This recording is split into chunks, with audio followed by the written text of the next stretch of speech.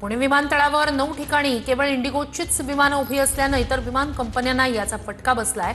पुणे विमानतळावर केवळ 10 विमानं उभी राहण्याचीच सोय आहे। अशातच इथे 10 पैकी 9 विमानतळांवर धावपट्टीवर केवळ इंडिगोचीच विमानं उभी आहेत।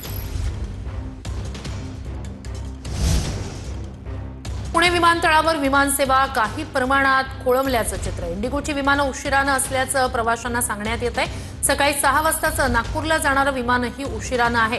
तिकीट कॅन्सल करण्यासाठी प्रवाशांची गर्दी झाली आहे। अधिक या सगळ्या संदर्भात जाणून घेऊया आपले प्रतिनिधी प्रदीप कापसे यांच्याकडनं। प्रदीप, दृश्य पाहतोय, प्रवासी अक्षरशः खोळंबलेले आहेत, काय अधिकचे अपडेट्स पुण्यात? श्रुती, सकाळपासून हे प्रवासी जे आहेत ते विमानतळावरती पाहायला मिळतात आणि या प्रवाशांना वारंवार अनाउन्सिंग करून सूचना ज्या आहेत त्या दिल्या जातात की इंडिगोतून प्रवास करणाऱ्या प्रवाशांना काही वेळ वेटिंग करावं लागेल।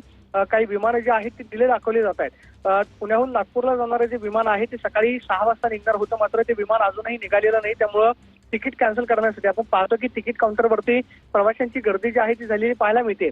प्रवाशांचा संताप जो आहे तो पाहायला मिळतोय की जर विमान कंपन्यांना सेवा वेळेत पुरवता येत नसेल तर मग मात्र तुम्ही विमानांची वेळापत्रक जी आहेत ती का जाहीर केली। विशेषतः इंडिगोची जवळपास 9 विमानं जी आहेत ती पुणे विमानतळावरती पार्किंगला उभी आहेत। त्यामुळं अनेक विमान कंपन्यांना जी विमानं आहेत ती मात्र पार्किंगला जागा मिळत नाहीत आणि पार्किंगला जागा मिळत नसल्या कारणामुळं आपण पाहतो की जी प्रवासी भरण्याची जागा असते त्याच ठिकाणी ही विमानं उभी आहेत। पुणे विमानतळावरून इंडिगोची जाणारी जी विमानं जी आहेत ती उशिरानं धावताना आपल्याला पाहायला मिळतात।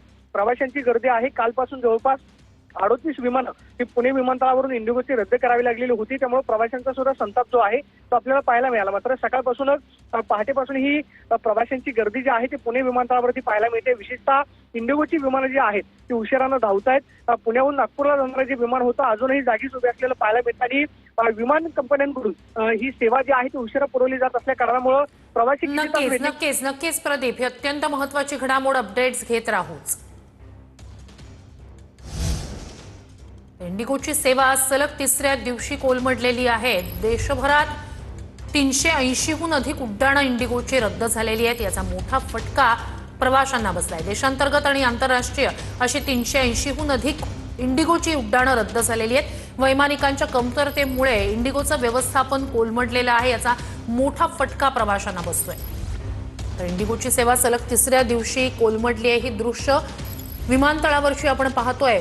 पुणे असेल, मुंबई असेल, नवी दिल्ली असेल, वेगवेगळ्या भागामध्ये, देशाच्या वेगवेगळ्या भागामध्ये जिथे सर्वात जास्त फ्लाइट्स ऑपरेट करणारी ही इंडिगो विमान कंपनी, ज्याची सेवा सलग 3ऱ्या दिवशी कोलमडली आहे, त्यामुळे त्याचा मोठा फटका हजारो प्रवाशांना बसलेला आहे। विमानतळांवर हे दृश्य आपण पाहतोय, प्रवासी अक्षरशः खोळंबलेत। तर इंडिगोची विमानं जी आहेत ती ग्राउंडेडच आहेत, म्हणजेच विमानं जी आहेत ती धावपट्टीवरच उभी असल्याची ही दृश्य आपण पाहतोय।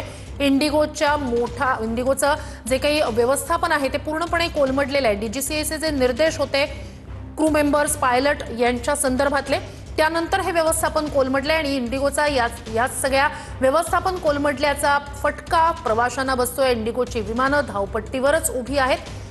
ही दृश्य आपण धावपट्टीवरची पाहतोय। इंडिगोची देशभरातली सेवा विस्कळीत झालेली आहे। सलग 3ऱ्या दिवशी याचा मोठा फटका प्रवाशांना बसतोय।